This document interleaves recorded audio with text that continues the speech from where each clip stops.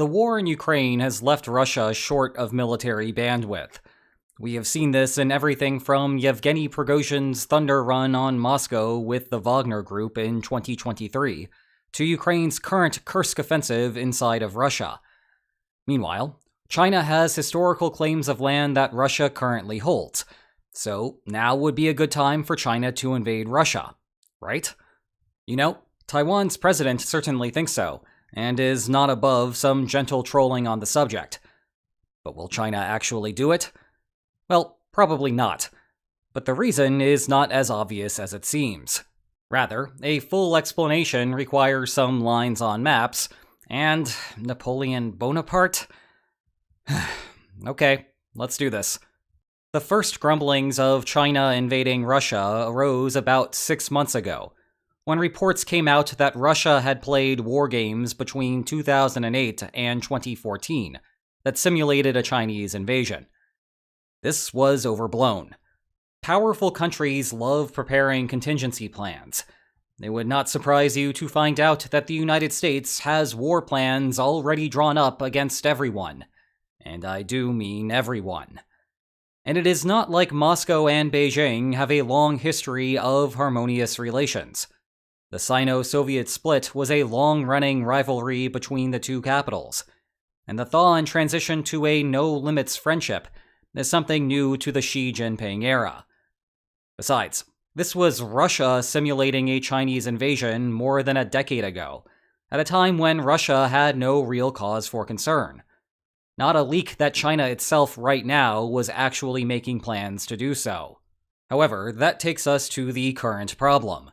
The latest iteration of this talk came last week, when the well-nicknamed President of Taiwan, William Lai, suggested that Beijing occupy land across the Russia-China border. Now, this was mostly a rhetorical device. Back before the war in Ukraine accelerated to 1,000,000 miles an hour with the Kursk offensive, I had the free time to produce a 90-minute lines on maps extravaganza on why the People's Republic of China might want to invade the Republic of China. Beijing's substantive argument is that Taiwan should be a part of a singular China, because historically that has been the case. Meanwhile, Lai's substantive argument essentially aimed to project that same logic elsewhere, and, preferably, away from his capital. You see, back in 1858, China signed a treaty that forked over part of its northeastern territory to Russia. And then in 1860, China signed another treaty that forked over another part of the northeast of the country. This gave rise to the seemingly impossible fact that Russia borders both North Korea and Norway. Remember this part for later. And it also gave Russia the city of Vladivostok, home of the Russian Pacific Fleet. These concessions of land occurred during China's Century of Humiliation, and China still views the terms of the treaties as unjust. So what Lai was saying is that if Taiwan is rightly connected to mainland China, then these areas are as well, and Beijing should spend its free time reacquiring those areas, and pay less attention to what is happening in Taipei, and whatever this random woman is doing. Hey, at least it is not a chicken this time. After all, Russia showed in August that it does not have the ability to defend its borders, no less against a country with a population a third of its size, and who has almost all of its troops preoccupied defending its own territory, and with the foreknowledge that the two are, at war. Certainly Russia would stand no chance against a country 10 times its size, who has 1,000,000 soldiers not doing anything in particular at the moment, and could catch Russia completely off guard, with its forces a full Eurasian continent away. So, Beijing, here is your land. Go and take it. You do not even need to weather the storm of 150 or so kilometers of choppy Taiwan Strait waters to accomplish your mission. You can just drive over.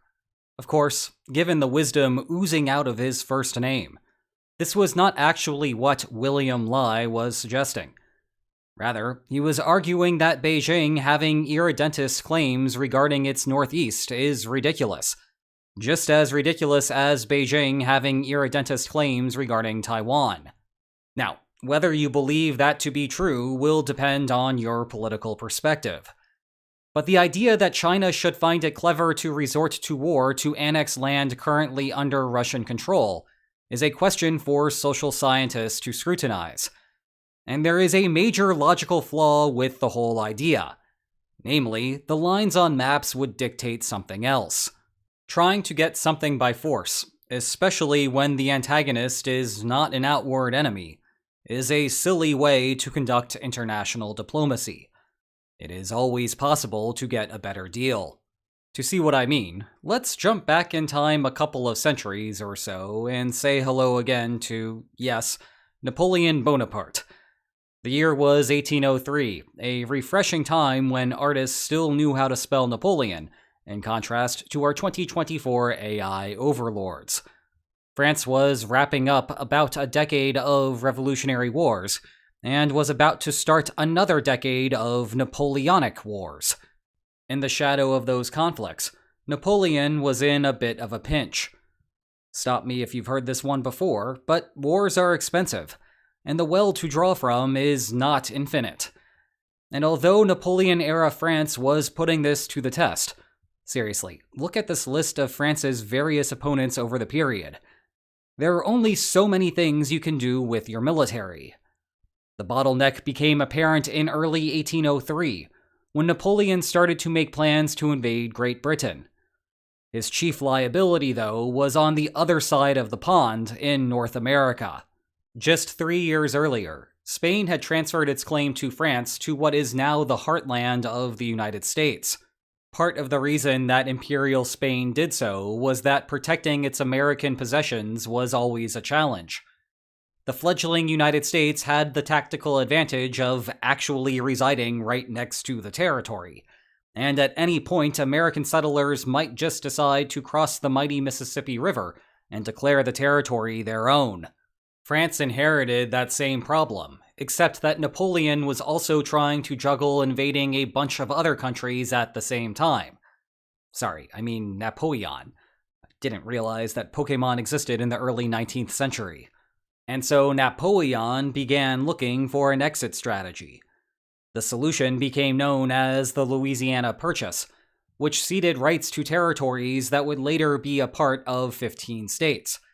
Oh, and there was also this weird part north of Montana that was swapped in 1818 for this territory in North Dakota and Minnesota. All it cost the folks back in Washington was $15 million. Even if you translate that into 2024 dollars, it remains quite the deal. Now, the common retort that you will hear in response to why this was such a bargain price is that the United States was not really buying the territory so much as buying out the French claim to the territory. The land was, by and large, occupied by Native Americans. Heck, the United States did not even really know what was on the land, which is why Thomas Jefferson later set off the Lewis and Clark expedition to figure it out. All of that is true, of course, and contributed to France's flag coming down at the discounted price. But that still does not explain why France parted with it for only $15 million. Remember, if you want to reach a negotiated settlement in international relations, the deals must be commensurate with the balance of military power between the parties. It just so happens that all of those French Revolutionary Wars and the impending Napoleonic Wars were making France incredibly weak on the North American continent. Let's do this with lines. Suppose that the United States launched a campaign to take the Louisiana Territory by force. Then odds are that the expected American share would have been substantial.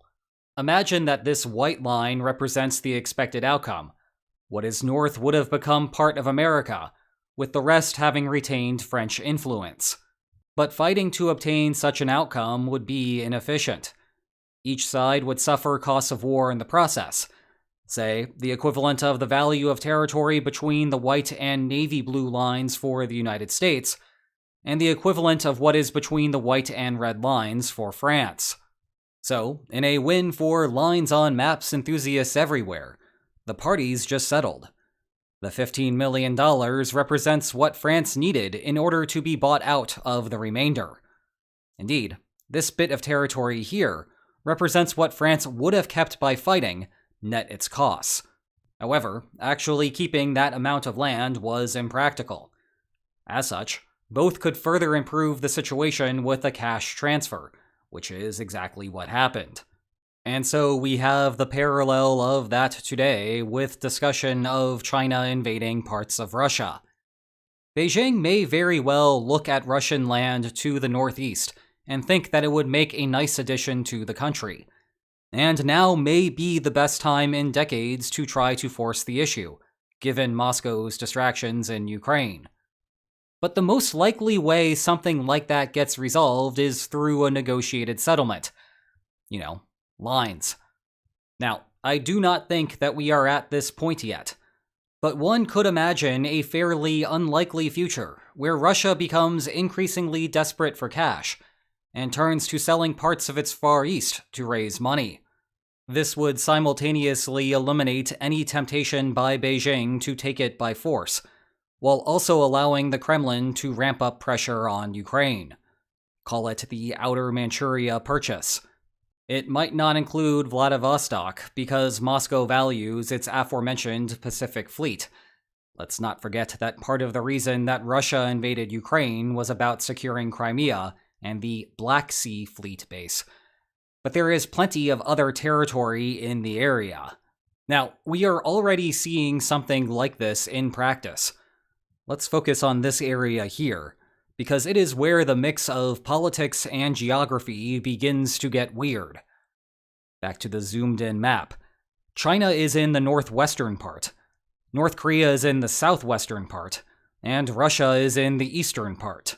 So, again, this is the weird place where North Korea and Russia share a border. Now, the Tumen River forms a border between China and North Korea here, before eventually forming that North Korea-Russia border. Thus, China does not have river access to the North Pacific Ocean, which is something that is not obvious until you get out your binoculars and take a close look at the geography of the region. Wait, did I say that China does not have access? Well, not anymore. In June, Moscow relented by offering Beijing shipping rights through the area. The logic of efficient negotiations remains supreme. If we want to go a step further, for a war to actually start over the issue, you would need some sort of bargaining friction between the two. In other words, we need a reason that the two sides cannot identify a mutually agreeable solution, or cannot commit to one over the long run. That is a possibility. We have discussed before, in the context of gas pipelines, how there seems to be some type of disagreement between the two about how desperate Russia is for money.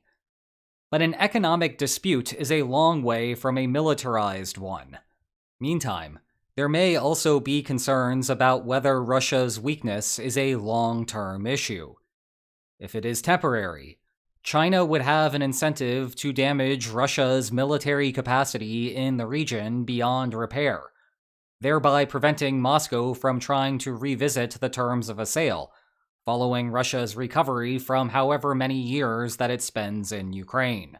That said, these types of preventive wars need the shift in power over time to exceed the territorial equivalent of the combined costs of war for a fight to actually happen. See, this configuration might be trouble. However, though Moscow and Beijing do not have the same ideological consensus as, say, Washington and London, they do benefit a great deal from cooperation. Put differently, sacrificing that cooperation would imply a significant cost, to the extent that war for the reasons described here is hard to imagine. See? Costs get big, and you can agree to something sustainable. Now, Russia is not immune to problems stemming from taxed capacity in Ukraine. It still risks territorial losses with China.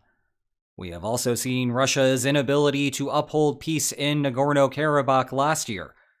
The Kremlin might face further issues in deterring domestic uprisings in places like Belarus or Kazakhstan. and there may come a time when the Chechen Wars become a part of a trilogy. But in terms of a broad-scale war between China and Russia, it is doubtful. Meanwhile, if you like trilogies, then you are going to be disappointed to learn that I only have 2 books on the war. Sorry. Nevertheless, you can check the video description for more information about them. And if you enjoyed this video, please like, share, and subscribe, and I will see you next time. Take care. Seriously, why is it that translators never get chairs with back support?